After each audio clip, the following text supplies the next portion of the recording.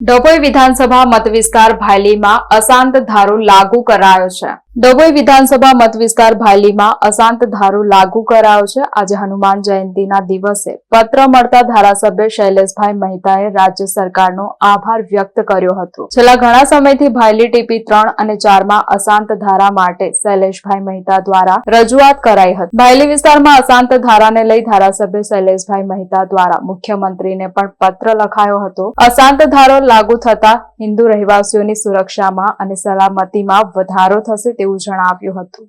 જય શ્રી રામ। આજે હનુમાન જન્મોત્સવ છે ત્યારે તમામને આજના દિવસની શુભેચ્છા આપું છું।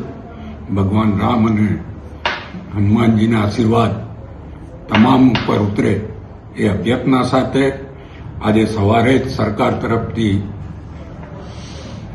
ગઈકાલે જે મુખ્યમંત્રીએ જાહેરાત કરી હતી અને આજે અમારી પાસે જે પરિપત્ર મોકલવામાં આવ્યો છે કે ભાયલી વિસ્તારની ટીપી 3 અને 4ના કેટલાક વિસ્તારોમાં જે લોકોની લાગણી અને માંગણી હતી અને 22ની ચૂંટણીમાં ભાયલી ખાતેની જાહેર સભામાં અમે જાહેરાત કરી હતી કે ભાયલીમાં અશાંત ધારો આવશે।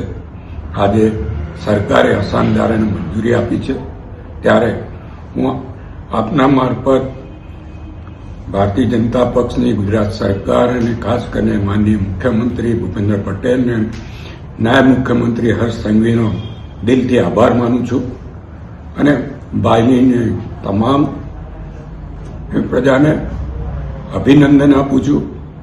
ભવિષ્યમાં સમગ્ર ભાયલી વિસ્તાર આ શાંત ધારામાં સમાવેશ થાય એના માટેના પ્રયત્નો પણ અમારા ચાલુ રહેશે એવી ખાતરી પણ આપું છું।